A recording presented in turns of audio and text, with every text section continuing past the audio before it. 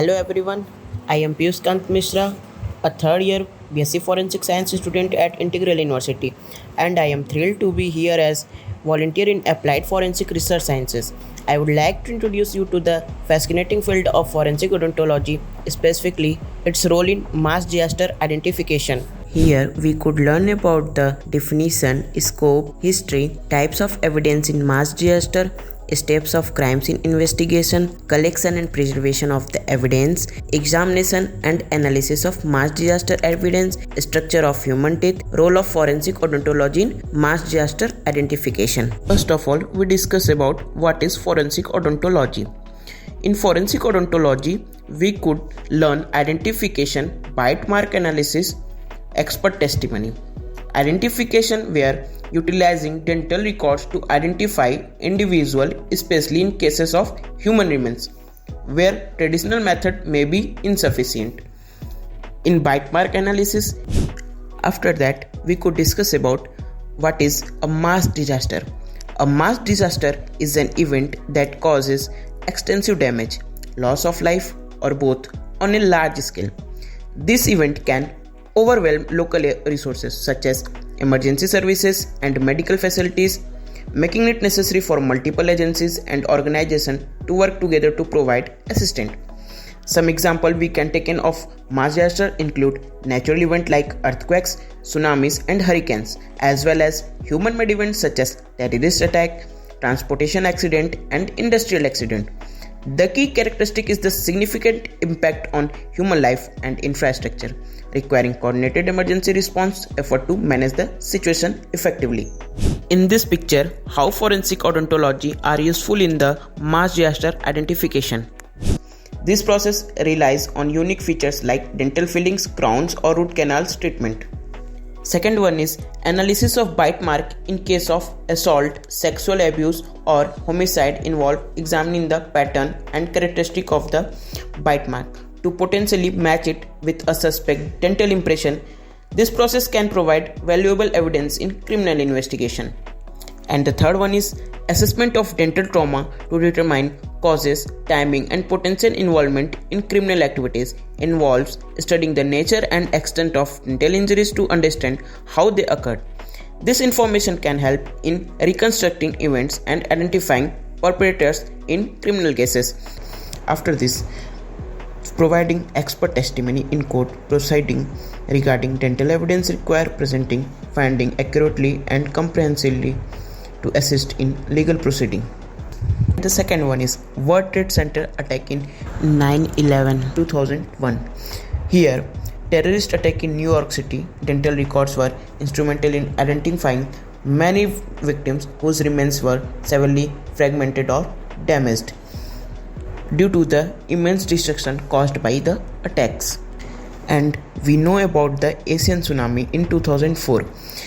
They compared dental records with post-mortem dental examination to help identify individuals who perished in the disaster.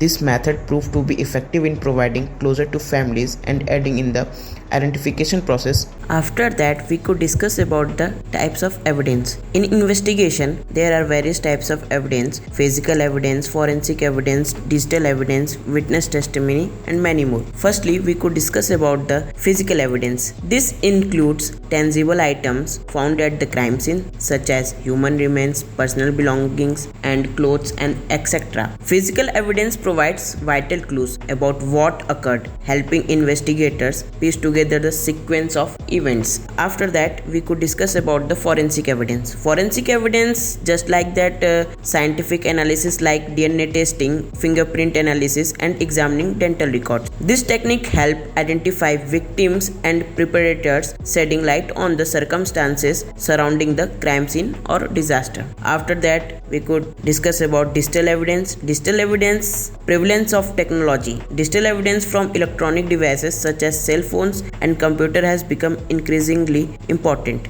Information retrieved from these devices, including communication record and location data, provides valuable help into the movements and interaction of individual involved. Last one is witness testimony. Witness testimony accounts from survivors, eyewitness and first responders offer first-hand perspective on what transpired. Witness testimony provides context and details, helping investigator understand the events leading up to the disaster or crime.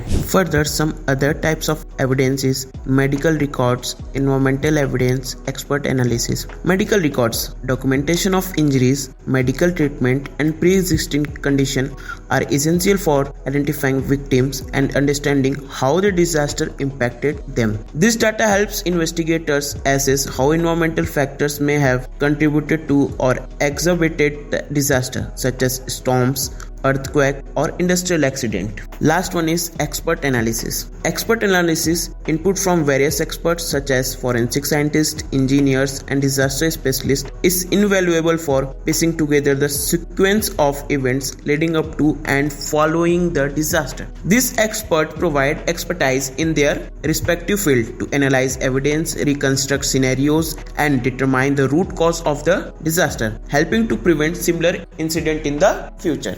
We could analyze all the evidence that could be found in the crime scene. Second one is digital evidence examination. In this, analyze digital evidence from electronic devices and surveillance footage because it helps more for the reconstruction in the crime scene. Compile investigation finding into comprehensive report for legal and administrative purposes. Support services. Support services ongoing support to victims' families and affected communities. After that, we could discuss about the collection and preservation of the evidence. First of all, we could discuss about the stabilizing a chain of custody. Stabilize and maintain a clear chain of custody for all evidence, documenting collection, handling, and transfers. After the chain of custody, we could learn about documentation. Documentation take lots of pictures, videos, and notes to remember exactly how the scene looks and where everything is kept. After that, grid search method. It is a type of search method where search the area like you are moving through a grid to make sure you don't miss anything important. The fourth one is collection technique. Use the right tools to collect different kind of evidence carefully. First of all, we could include that there are some points. First, documentation review. In documentation review, look at reports, photos, and records to understand the situation of the crime scene. Second one is forensic analysis. In this, we could study physical evidence to figure out how some died, what injuries they had, and who they are. Third one is DNA analysis. Use DNA tests to find out who someone is and if they are related to others or not. Fourth one is dental records comparison. Compare dental records with remains to identify peoples from different places. Fifth, fingerprint analysis. Study fingerprint to identify people or suspect because fingerprint is the individual identification system where it totally. And the sixth one is digital evidence examination. Piece together what happened and where people went using digital clues. Seventh one is chemical analysis. Identify dangerous substances or learn more about what caused a disaster by studying chemicals. Last one is collaborative review. Work with experts from different areas to understand findings better and better one. Quality assurance. Make sure the analysis method are super accurate by following strict rule. Last one is report preparation. Write up detailed reports that can be used in court or for more investigation and for the expert testimony also. Moving forward in our presentation, we will discuss about the structure of human teeth. It's primarily composed of mineral like calcium phosphate and is the hardest substance in the human body. Enamel protects the tooth from the wear and tear of chewing, biting, and grinding. Second, dentin. Dentin is a dense calcified tissue that lies beneath the enamel, forming the bulk of the tooth's structure. It's not as hard as enamel, but is still quite durable. Dentin provides support to the enamel and contains microscopic tubules that transmit sensory signals such as pain or temperature changes to the nerves in the pulp. Third point is pulp. The pulp is the innermost chamber of the tooth. Located at the center, it consists of soft tissue including nerves, blood vessels, and connective tissue. The pulp is vital for the tooth's health and function as it supplies nutrients and sensation to the tooth. It also where the tooth nerves ending are housed. Fourth point is cementum. Cementum is a thin layer of calcified tissue that covers the root of the tooth. It helps anchor the tooth securely to the jawbone by providing a surface for the periodontal ligaments to attach. Cementum is not as hard as enamel but plays a crucial role in maintaining the stability of the tooth within the jaw. And the last one is root.